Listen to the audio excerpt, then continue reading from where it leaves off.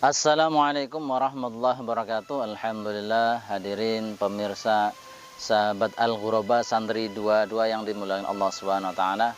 Semoga kita senantiasa diberikan kesehatan jasmani dan rohani oleh Allah Subhanahu wa taala.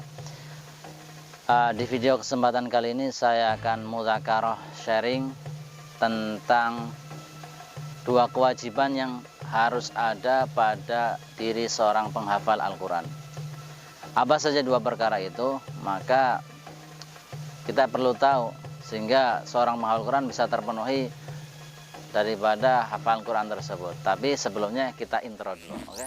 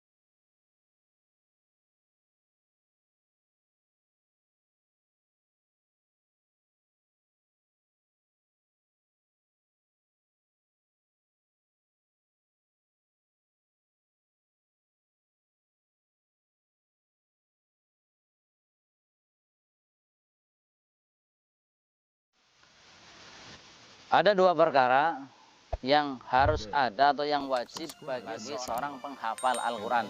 Tidak boleh tidak ada. Apa saja dua perkara tersebut? Yang pertama adalah menambah hafalan Al-Quran atau ziyadah. Yang kedua adalah murojaah, mengulang hafalan. Tidak bisa dipisahkan antara menambah hafalan dan juga murojaah, mengulang hafalan.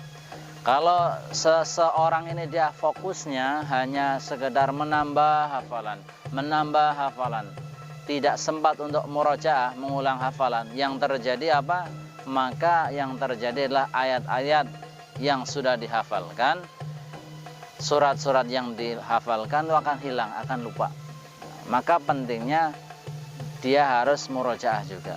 Begitu juga sebaliknya, orang yang sibuk dengan murojaah saja, dia sibuk mengulang hafal terus tanpa ada menambah hafalan, maka yang terjadi bagaimana? Maka hafalannya pun dia mentok di situ. Katakan misalnya dia punya hafalan 1 juz atau 5 juz saja, dia sibuknya hanya murojaah karena takut mungkin kalau saya menambah hafalan nanti hafalan saya akan hilang. Kalau dia cuma sibuknya murojaah seperti itu, yang terjadi ya dia nggak akan selesai hafalan 30 juz tersebut. Maka dua perkara ini harus berimbang, yaitu antara menambah hafalan dan juga murojaah hafalan yang sudah ada. Nah, maka harus berimbang ya, insya Allah. Kemudian bagaimana cara menyikapinya? Yang pertama kita harus tahu adanya janji Allah Subhanahu wa taala dan juga tentang kabar yang diberikan oleh baginda Rasulullah sallallahu alaihi wasallam. Janji Allah yang pertama, sifat Al-Quran punya kemudahan untuk dihafal, untuk dipelajari, diamalkan dan disampaikan. Setiap orang ini bisa menghafal Al-Quran, bisa orang kaya, orang desa, orang kota, pejabat ataupun rakyat, petani, orang kecil, besar, remaja, semuanya bisa menghafal Al-Quran. Allah Ta'ala firmankan, walaqad yassarnal qur'ana lidzikri fahal mim muddakir. Walaqad yassarnal qur'ana lidzikri fahal mim muddakir. Dan sungguh kami mudahkan Al-Quran untuk diingat, untuk dipelajari. Fahal mim muddakir, adakah orang yang mau mengambil pelajaran? Ini sudah janji Allah Ta'ala. Al-Quran mudah untuk dibaca, dipelajari, dihafalkan dan dipraktekkan dalam kehidupan sehari-hari. Semuanya bisa. Nah, ini mungkin kadang-kadang menjadi semangat setiap penghafal Al-Quran. Sehingga dia sibuk menghafal Al-Quran, tapi kadang-kadang dia lupa dengan sifat Al-Quran yang kedua, yang mana disampaikan oleh baginda Rasulullah SAW, bahwasanya Al-Quran ini punya sifat mudah hilang daripada ingatan. Rasulullah SAW bersabda, ta'ahadul Qur'ana fawalladhi nafsu Muhammadin biyadihi lahu asyaddu tafallutan minal ibili min uquliha, muttafaqun alaih. Ta'ahadul Quran, perhatikanlah selalu Al-Quran.